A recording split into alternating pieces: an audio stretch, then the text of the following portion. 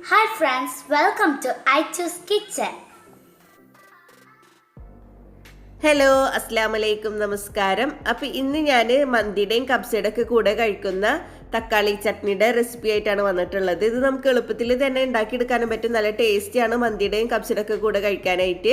അപ്പോൾ നമുക്കിത് എങ്ങനെയാണ് ഉണ്ടാക്കുന്നത് നോക്കാം. അതിനു മുന്നേ എൻ്റെ ചാനൽ ആദ്യമായിട്ട് കാണുന്നവരാണെങ്കിൽ അല്ലെങ്കിൽ ഇതുവരെ സബ്സ്ക്രൈബ് ചെയ്യാത്തവരാണെങ്കിൽ ഒന്ന് സബ്സ്ക്രൈബ് ചെയ്തേക്കണേ.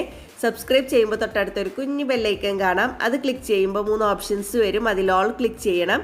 എങ്കിലേ ഞാൻ വീഡിയോസ് അപ്ലോഡ് ചെയ്യുമ്പോൾ നിങ്ങൾക്ക് നോട്ടിഫിക്കേഷൻ കിട്ടുള്ളൂ. അപ്പോൾ നമുക്ക് ഒട്ടും തന്നെ സമയം കളയാതെ വീഡിയോയിലേക്ക് കിടക്കാം.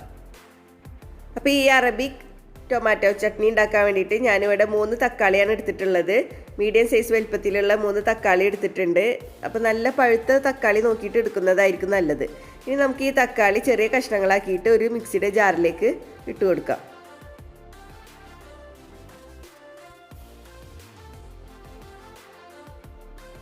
ഇനി ഇതിലേക്ക് ഞാൻ ഒരു ചെറിയ പച്ചമുളകാണ് ഇട്ട് കൊടുക്കുന്നത്. വലിയ പച്ചമുളകാണെങ്കിൽ ഒരു പകുതി ഇട്ട് കൊടുത്താൽ മതിയാവും.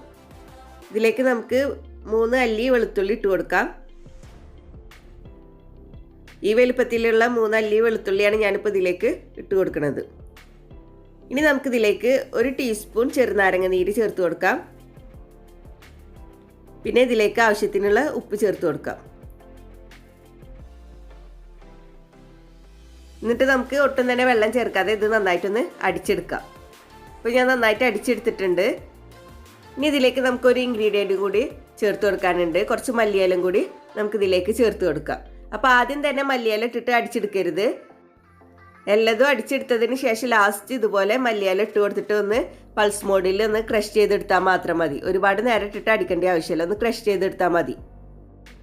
അപ്പോൾ ഞാൻ അടിച്ചെടുത്തിട്ടുണ്ട്. നമ്മുടെ ടൊമാറ്റോ ചട്നി റെഡി ആയിട്ടുണ്ട്. ഇത് നമുക്ക് എളുപ്പത്തിൽ തന്നെ ഉണ്ടാക്കിയെടുക്കാനും പറ്റും. നല്ല ടേസ്റ്റിയാണ്. നമുക്ക് മന്തിയുടെ കബ്സയുടെ ഒക്കെ കൂടെ കഴിക്കാൻ പറ്റിയ നല്ലൊരു അടിപൊളി ചട്നിയാണിത്. അപ്പോൾ ഞാൻ ഇതിൻ്റെ മുന്നേ കുഴിമന്തി ഉണ്ടാക്കുന്നതിൻ്റെയും കബ്സ ഉണ്ടാക്കുന്നതിൻ്റെ ഒക്കെ വീഡിയോ ഇട്ടിട്ടുണ്ട്. അപ്പോൾ അതിൻ്റെ ലിങ്കൊക്കെ ഞാൻ ഡിസ്ക്രിപ്ഷൻ ബോക്സിൽ ഇടാം. ആവശ്യമുള്ളവർക്ക് അത് ക്ലിക്ക് ചെയ്തിട്ട് കാണാം. അപ്പോൾ ഇനിയും ഇതുപോലുള്ള വീഡിയോസുമായി വരാൻ നിങ്ങൾ എൻ്റെ ചാനൽ സബ്സ്ക്രൈബ് ചെയ്യണം. സബ്സ്ക്രൈബ് ചെയ്താൽ ബെല്ലൈക്കൺ ക്ലിക്ക് ചെയ്യാൻ മറക്കരുത്.